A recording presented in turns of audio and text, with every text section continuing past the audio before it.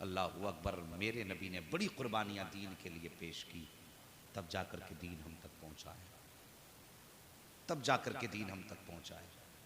साहिब जानते हो, आज हम लड़ते मर जाते हैं दौलत की खातिर, एक दूसरे का गला काट लेते हैं, ये मेरी है, ये तेरी है। एक बाप के चार बेटे एक मकान में चार दीवारें खड़े होकर करके लड़ते हैं, कहते 4 इंच इधर ज्यादा करते हैं।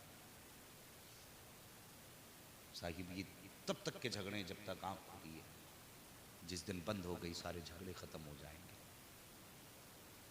बस जीते जी के झगड़े हैं, अपनी जिंदगी में ये झगड़े खत्म कर लो।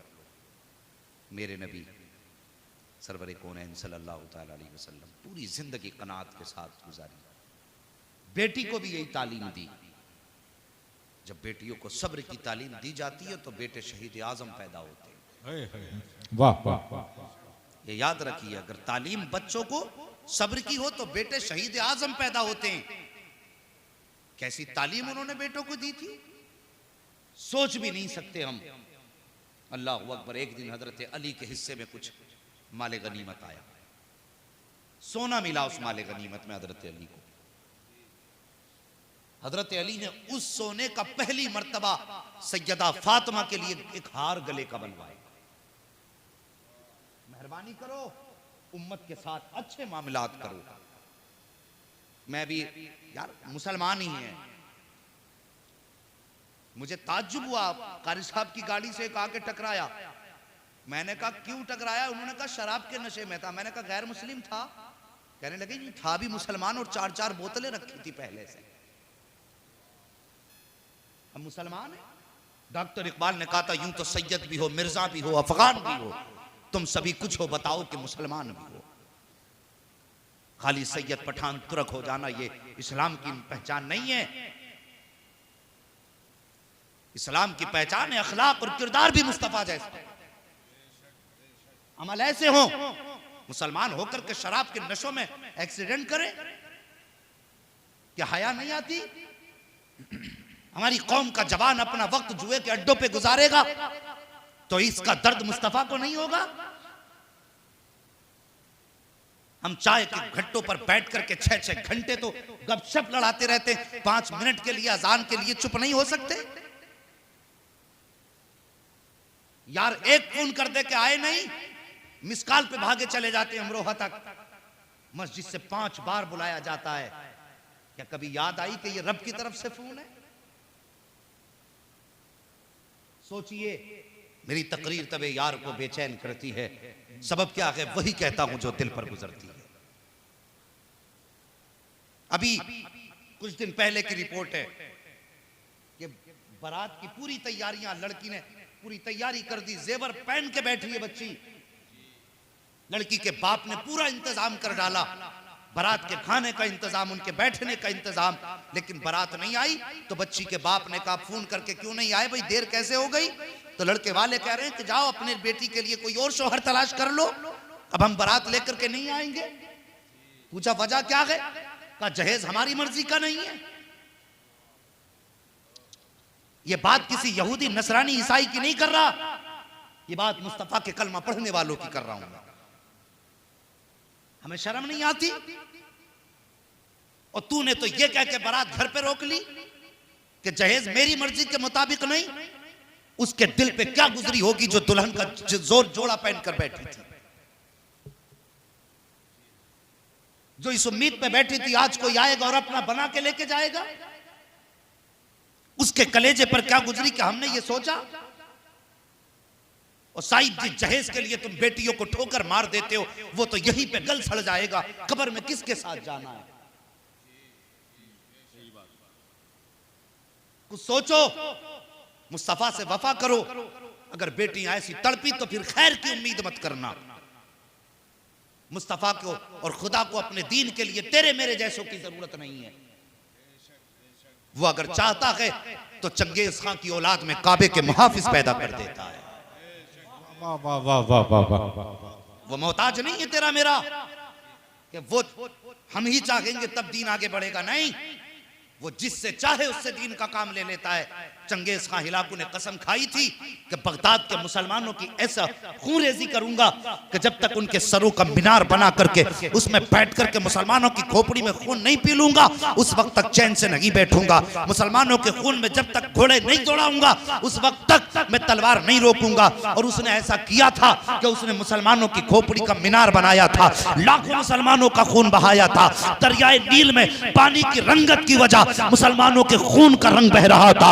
इतने सर कटे थे उसी बगदाद की सरजमीन पर, लेकिन जब खुदा ने उसी सरजमीन पर इस्लाम को जिंदा करना चाहा तो उसी चंगेज खां का पोता अलगुल खां हिलाकू जब आया था तो अल्लाह ने उसको ये तौफीक दी थी कि उसके दादा और बाप ने तो इस्लाम मिटाने की कोशिश की थी, मुसलमानों का सर काटने की कोशिश की थी, लेकिन अलगुल खां हिलाकू मुसलमानों को मिटाने नहीं बल्कि काबे को मिटाने चला था।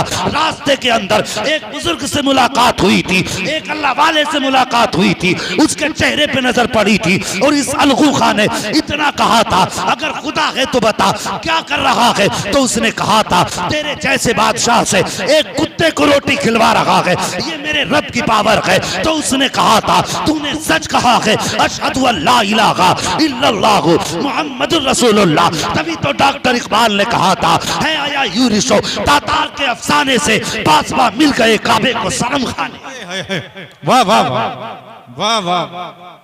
रब तेरा मेरा मोहताज नहीं। खुदारा मेहरबानी करो जवानों, जिंदगी में ये अहद कर लो, ये दौलत आनी जानी है, हमें इस दौलत पे नहीं मरना, हमें तो मदीने वाले की दी हुई शरीयत पे मरना है। तो मैं अर्ज कर रहा था, हजरत अली ने पहली मर्तबा अपनी जौजा सैयदा फातिमा तो ज़हरा के लिए गले का हार बनवाया। बात समझ रहे मेरी? जी हाँ, पहली मर्तबा गले का हार बनवाया। सैयदा ने खुशी खुशी पहना। मुस्तफा जाने रहमत अपनी बेटी से मिलने के लिए आ रहे। अल्लाह हू अकबर। नबी तशरीफ ला रहे, रास्ते में थे, किसी ने खबर दे दी, हुजूर बेटी के घर जा रहे हैं। मेरे नबी ने फरमाया जी। कहा हुजूर आज तो आपकी बेटी ने सोने का हार पहन रखा। इतना सुना मेरे नबी की आंखें बरसने लगी, जो कदम था वहीं रुक गया उठा हुआ, वापस घर पलटने लगे। मेरे नबी फिर बेटी के घर नहीं गए, अपने घर तशरीफ ले आए।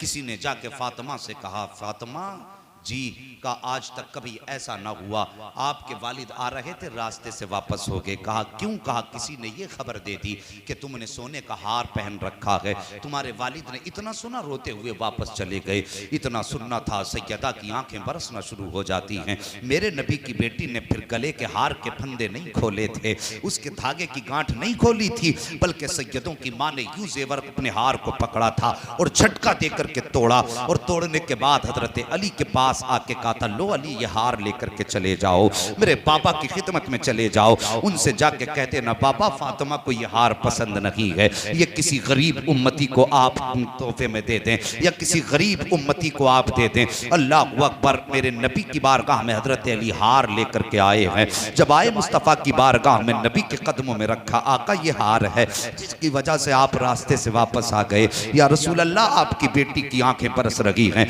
उसने कहा बाबा मुझे सोना प्यारा नहीं है, मुझे जेवर प्यारा नहीं है, बाबा मुझे तो आपका चेहरा प्यारा है।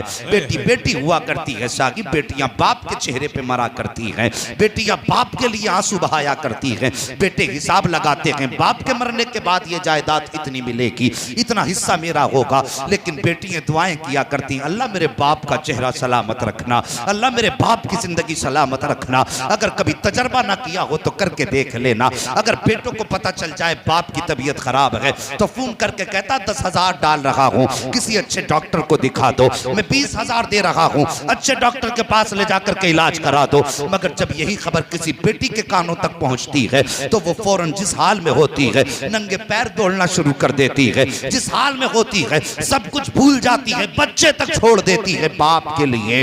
ये बेटियां हुआ करती हैं जो बाप के लिए दौड़ी चली आती हैं, वो किसी का इंतजार नहीं करती, किसी को दिलासे नहीं देती हैं, वो जानती हैं कि मेरा बाप परेशानी में होगा, उसे अब किसी हमदर्द की जरूरत है। तो याद रखो साकी, बेटियां बाप की हमदर्द हुआ करती हैं, बेटियां बाप की हिम्मत हुआ करती हैं, बेटियां बाप की टूटी हुई आस का किनारा हुआ करती हैं। बेटियां वो हैं कि जब बाप के सारी उम्मीदों के रास्ते बंद होते हैं तब बेटियां रास्ता बन के बाप के सामने आया करती हैं। बेटियां वो होती हैं कि जब दुनिया ठुकराती है तब बेटियां बाप को सीने से लगाया करती हैं। और फिर ये बेटी तो मेरे नबी की बेटी है, सैयदुल अंबिया की बेटी है। ये तो वो बेटी है कि जैसी बेटी कायनात में ना आई है ना कयामत तक आ सकती है, इसलिए कि ये बेटी सैयदुल अंबिया की शहजादी है। जाने मुस्तफा भी है, धड़कने मुस्तफा भी है, जिगरे मुस्तफा भी है, हयाए मुस्तफा भी है, अदाए मुस्तफा भी है। आलम ये था कि चेहरा सैयदा का होता था, जलवा मुस्तफा का नजर आया।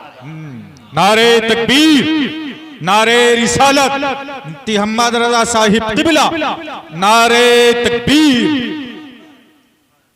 अल्लाहु अकबर। सैयदा फातिमा ज़हरा हज़रत अली कहते हैं आका बेटी रो रही है। मेरे नबी ने बेटी की खबर सुनी, तड़प गए, फौरन जेवर उठाया, कहा जाओ इसको गरीबों में तकसीम कर दो। फौरन उठे और सैयदा के दरवाजे पर आए हैं। अल्लाह अकबर। आज देखो सरकार सैयदा के दरवाजे पर आए, नबी की शहजादी उठ के खड़ी हो गई हैं। माथे पे कोई शिकन नहीं आई है, बल्कि बाप का चेहरा देखा, आपकी आंख में आंसू आए। मेरे नबी आगे बढ़े, बेटी के हाथ को बोसा दिया और उसके बाद अर्ज मेरे आका फरमाते हैं, फातिमा क्यों रो रही हो? सैयदा कहती हैं, बाबा मुझे दुनिया प्यारी नहीं, मुझे तो आपकी मोहब्बत प्यारी है।